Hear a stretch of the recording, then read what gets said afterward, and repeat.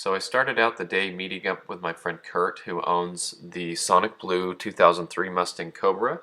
He had bought this car brand new. I've had a lot of really cool videos of this car at Willow Springs racing around and some updates on the car, but we were driving the car around doing a little road testing, trying to figure out a little rattle noise that it had, and we got driving around, and then we got back to his house, and I said, well, let's take the Silver GT for a little drive. And he said, yeah, that sounds like fun, because we had a great time driving the Cobra. We went all around town and had a good time talking, and then we took the GT for a drive so I could show him some of the noises the suspension makes and stuff. And we got driving around my old neighborhood where he lives, and we got to where the yellow Mustang GT, the car that's known as the Granny GT, used to live, and I thought it still lived there. I know she was getting older and her son has been driving the car around a little bit, but as we went in a different part of the neighborhood, which I was familiar with, and it's the same street that the church I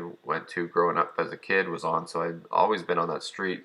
But if you continue down the street, it dips down and to the left, and I never really go down there. I don't really have any reason to go down there. And as we were headed down that part, he said to me, hey, this is where there's a couple Mustangs sitting out that I've noticed when I go walking my dogs. And I said, really? What are they? And as we approached, I noticed they were none other than the Granny GT, which is a 98 chrome yellow Mustang GT. I've always loved this car. It's been in town since about 2001 when she had bought the car, and it belongs to an older lady. And this old lady loves this car as well, and she's in her 90s, and she would drive this car all the time. So my brother and I did meet up and talk with her once when we saw the car parked at the bank, and she was really nice and really fun to talk to. And so it turns out that the son is now keeping the car for her, and she is in a retirement home. And he was telling us that he goes to visit her and he'll wash the car, make sure it's nice and ready for her. And she asks him all the time if he's taking care of her Mustang and how her Mustang is doing. And so I'll put the link to this video in the description, and in the end I'll put a little link to the video just in case you want to watch it, because it's definitely worth seeing. And since I had made that video, in the comments I talked to her family and I talked to her a little bit, and she had said that the reason she bought this car is because it was what she referred to as Kodak yellow, because the Kodak film used to come in yellow containers, and she loves photography and she was from Hawaii, and that's why it has the Hawaiian seat covers on it and stuff like that. So that's pretty cool, and it was really good to meet her family. And as a matter of fact, when I pulled up to the house and I was looking at the car, I was still sitting in my Mustang with Kurt, and we were looking at the car, and the guy came out and he was really nice, and he said, hey, aren't you the guy who made the YouTube video about this car? So that was so cool, and I got out, I said, yeah, and the guy was just so great to talk to just right at the get-go. So here's the car. I got out, and the guy came outside and started talking with me instantly. He was a great guy. We got along very well, and he wanted to show me his beautiful 70 Mustang Fastback that he has restored. I believe that's a 351, and he has it looking like a Boss 429 with a scoop and the grabber blue color and everything, and so pretty cool looking car. And he was very proud of it. He got the car in San Diego, and it did have some rust, so they had to cut out the whole tub in the back, and just a really cool restoration project. And so he let me sit in the car, which was fantastic, because I loved the 70 Mustang. Before the SN95s came out, it was my favorite car. So looking underneath, you can see he did kind of like the Rhino liner stuff on the bottom to keep it from ever rusting or having a problem, and suspension looks all good, the new tub back there, and really nice car. And so it was really fun for me to be able to sit in this car, because I had never sat inside a 70 Mustang, and they used to be my favorite growing up. But I really had my eye on the yellow GT more. I liked this car a lot, but the yellow GT would just start up anytime. It's fuel injected. It's, you know, such a nice car compared to the old muscle car. Now, I love the old muscle cars too, and they have their place, but I just realized how much I love the new modern Mustangs. But it was so fun to be there with my friend Kurt. He's the one on the left, and he's the one that has the blue Terminator Cobra.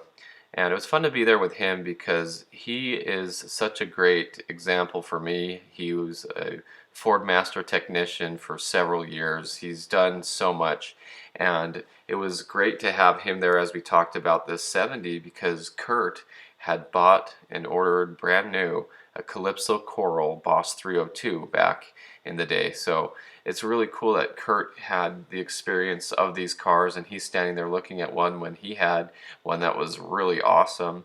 Kurt's also had an original AC Cobra. He's had an original 66 Mustang Shelby GT350. He's had a lot of really cool cars. And he's had an '01 silver Mustang Cobra. So really cool to be there with him and have him be able to tell stories to this guy and talk back and forth. And Kurt's a very humble and nice guy. He doesn't stand there and brag about all the cars he had before I had to do the talking. And I tell this guy that my friend here has actually owned a 70 Calypso Coral Boss 302 and stuff like that. So it was cool to be there with them, and they can talk cars, they can talk carburetors, they can talk all the stuff that I'm not familiar with the older muscle cars. But this is a beautiful car, beautiful restoration. He said that when he painted it Grabber Blue, he asked for Grabber Blue and they did all the door jambs and everything. And then he found out that they had done the newer Grabber Blue from the 2014 Mustang, or the newer Grabber Blue. So he had to make sure that they got the 70 Grabber Blue instead. And he has a few little things he wants to do to it left, and he said he wants to turn it into a Mach 1 replica, so he's going to put the tape stripe on the back that says Mach 1 and the lower door moldings that say Mach 1 for the 70 and stuff like that. And the owner of this Mustang was really fun to talk to as well. He's had a bunch of Mustangs over the past, and he's a local who knows all the other Mustang guys in town who had the older Mustangs, and it was great to talk to him. He said he even found a white Boss 302, 70 Boss 302, and he has it in California being restored, and his friend had found a Boss 429, and I think he said he picked it up for $3,000 or something like that, and it's been a restoration project. And it's really cool to meet people like that, because I had no idea that there was a white Boss 302 here in town ever, and he had found it. And it's just fun to get to know people and get to talking. And I love seeing the yellow GT there because it means a lot to me, and it was fun to see this car because as a kid I had a Boss 429 model car that I used to carry around with me everywhere, and I loved it. But then in the 1990s when the SN95 came out, that's when I started to fall in love with my generation of Mustang. And I think they're both awesome cars, and it's really cool to see this. But it was just so cool to see the Granny GT again. I love this car a lot, and it's good to see that somebody is taking good care of it. And it's good to have an update on her and know that she's resting in the rest home and that she still loves the car and asks about it and everything. So I just wanted to make this little quick video update. And so thanks for watching. I hope you enjoyed this video, and stay tuned for more Mustang content.